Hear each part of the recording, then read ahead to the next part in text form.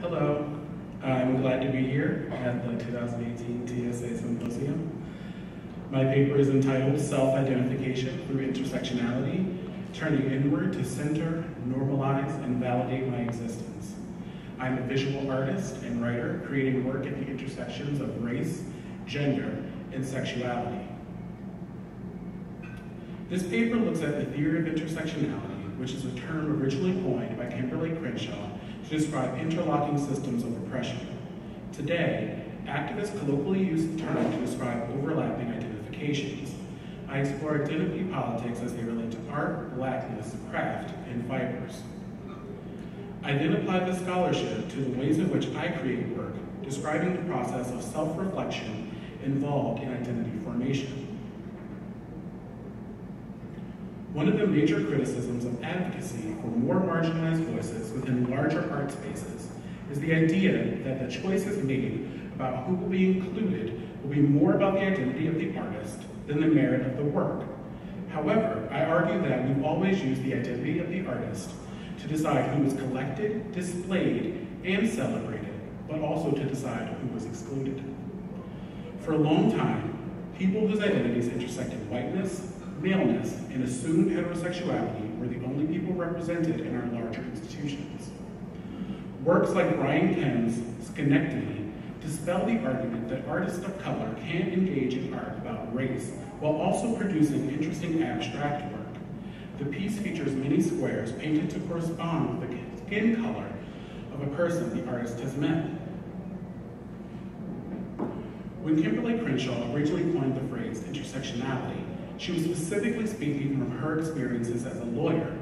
She was referencing a case where she tried to advocate for a Black woman who had experienced discrimination during the hiring process. While trying the case, a judge said the woman had to decide if she was pursuing a case based on sexism or racism, but not both. This woman faced oppression at the intersection of racism and sexism because the only Black people hired were men, and the only women they hired were white. The Black men worked in industrial and maintenance positions, while the white women were hired for secretarial and front of office work. Today, when activists call for movements to be more intersectional, they are asking for more inclusion. In the past, many movements required people to separate parts of themselves, prioritizing one of their identities over the others. The idea that identities are experienced separately is incorrect. In fact, people experience their identities simultaneously. Dr. Sheena Howard explains in her book, Black Queer Identity Matrix, that overlapping oppressions are experienced all at once rather than separately. I take that idea one step further and posit that the ways in which identities overlap has everything to do with the differences in identifications between similar groups. Rather than focusing on overlapping oppressions alone and looking at how power and privilege add to that mix, we can start to think about how concepts like white privilege and male privilege might work with a white male who experiences oppression due to their gayness, just as one example. It's also important to note how people are talking about their relationships and how that affects their identity formation. Our concepts around sexual orientation are informed by gender identity and romantic orientation. For example, one might be sexually attracted to both men and women, but only date men exclusively. The most important aspect to note here is the self-identification, as well as the spectrum of identities. This isn't about straight or gay, cis or trans, homo-romantic or hetero-romantic, but a myriad of possibilities. So when we're talking about having more inclusive spaces, it's no longer acceptable to have one or two token marginalized voices. When we have a variety of voices, we get a look into the incredible diversity of human experience. Unfortunately, when we have these discussions around artists and inclusivity, we get stuck on Black or white, male or female. There are so many people left out of these discussions when we view identity as binary.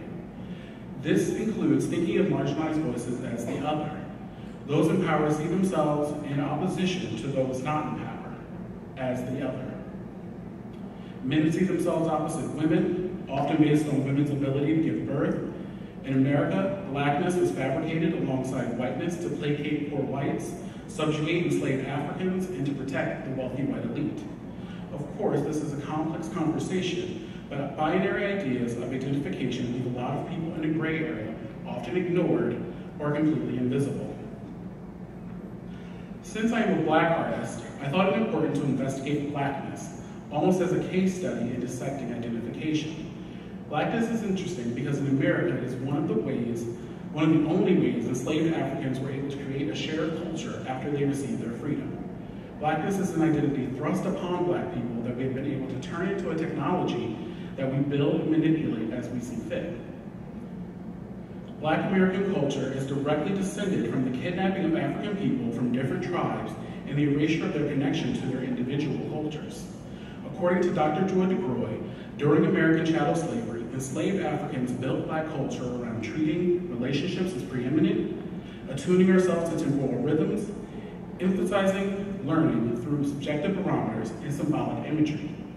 These traits continue to evolve after slavery as mechanisms of survival and unity. The importance of black art within black culture cannot be understated. As I mentioned earlier, blackness was created largely to prove the subjugation of Africans as necessary for a healthy society and for their own good. In order to combat those narratives, black artists needed to be able to reflect themselves and their communities. During the Black Arts Movement, these ideas were taken to their extreme, with black artists being tasked to uplift the race.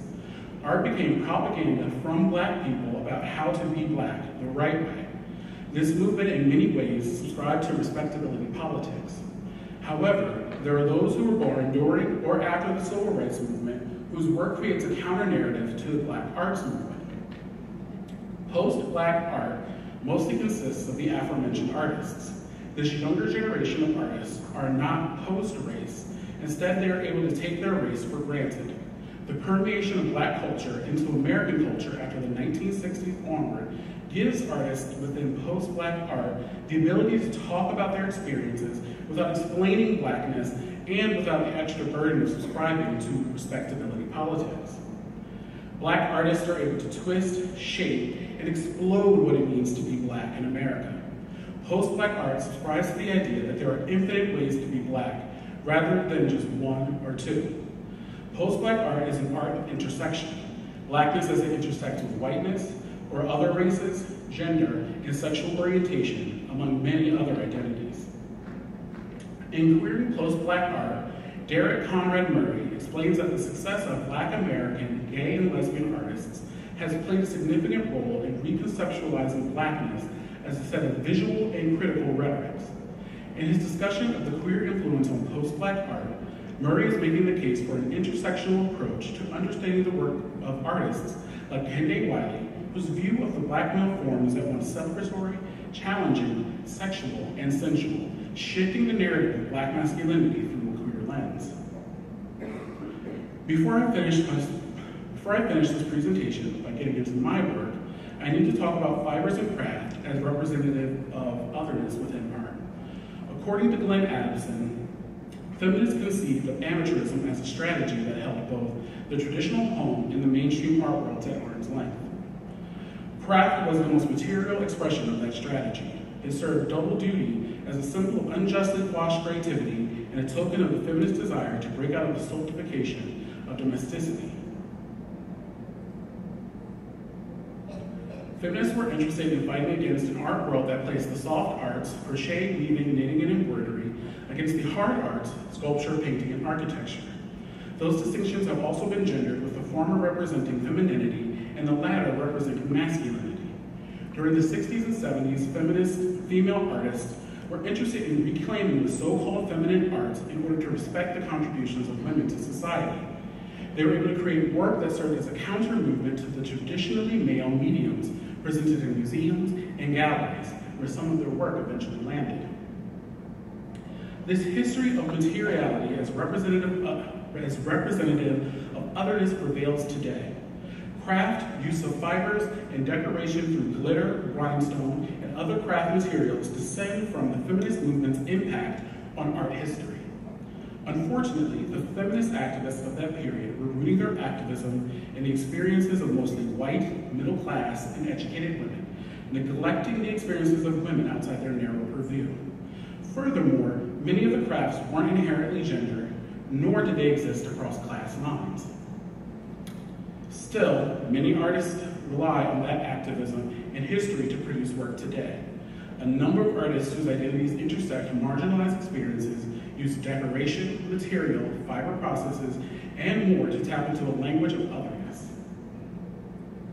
Within my own work, I rely on that history to explore ideas surrounding race, gender, and sexual orientation, blending materials, processes, and mediums to discuss my identity as a Black, queer, genderqueer artist. Through my headpiece series, I'm able to explore Black hair as a visual identification for Blackness. Through materiality and process, I explore different hairstyles and hair icons. Alongside the wearable sculptures is a photo series which allows me to explore how each headpiece implements identity on the wearer and how each wearer impacts the headpiece. Juxtapositions between models and headpieces allow for investigations surrounding beauty, bodies, and Blackness. Photography has played a huge part in the self-identification of Black people. Bell Hooks asserts that the creation and evolution of photography was instrumental in the construction of Black positive image. She argues that the civil rights movement was a fight over images as well as a fight for rights. Being able to capture their lives gave power to Black people to combat the negative images prevalent in American culture. Alongside a physical exploration of identity is a cerebral approach that mixes text and textile. As a writer, I explore my ideas through poetry, and I manifest those ideas through digital jacquard woven pieces. I use material and color to combat binary ideas surrounding race, sexuality, and gender. Being able to merge digital, physical, and cerebral is important, giving a slight nod to the digital age and the democratizing power of the internet. Through repetition of image, I am able to teach viewers my aesthetic language, as well as subvert their expectation that answers lie within the text of my work. In their book, Intersectionality, Patricia Hill Collins and Surma Bilge point out the connection between intersectionality and hip-hop. They believe hip-hop is not identity politics and abstract. Rather, hip-hop constitutes an important space for developing the kind of collective identity politics that informs contemporary intersectional praxis. In this way, my use of verse mixed with materiality and the fiber processes taps into hip-hop's place within the Black community, initialized as a movement rooted in youth and self-actualization. Hip-hop continues to be radical and progressive, offering voice to those who are underrepresented. History is a major source of investigation as well. Many of our concepts around identity are rooted in the past. While studying in Savannah, I was struck by the history of two houses, one being the King Tisdale Cottage and the other being a tabby house on Ossabaw Island. The King Tisdale Cottage was a model home that was sold to a Black couple and is one of the first homes owned by Black people living in Savannah. The King family and later the King Tisdale family lived in this house until the late 1970s. Whereas the tabby house represents the knowledge and skill of enslaved Africans forced to build their own homes, which their descendants lived in until the 80s. Knowing that these two experiences of Southern Blackness were happening at the same time, mere miles apart, gives me a sense of displaced time. This led me to develop these digitally and physically merged images that attempt to capture what I felt visiting both of these sites, attempting to merge their histories. These images were used on clothing in an attempt to discuss how race, gender, and sexuality intersect. By exploring how clothing, which is often gendered, can intersect and create new clothing that is gender-full instead of gender-less, I began to allow ideas about clothing and its ability to explore complex ideas. By taking aesthetic cues from my poetry and concepts rooted in exploring Black culture, I was able to connect race upon the clothing in a way that explores a spectrum of identification. Borrowing cues from fashion and the marketability of Blackness, I offer a critique of the classic images of Blackness and gender. The desexualized mammy, who is maternal but not to her own children, and the lazy, aloof Samba. The blackberry images repeated on the clothing is a reference to a poem I wrote entitled Blackberries, which is about being black and queer, and the power of that identity as neither black or queer, but both simultaneously. My work is a case study for understanding art at the intersection of identities. The work is not solely queer, and it is not solely black. My work deals with the self-exploration and identification.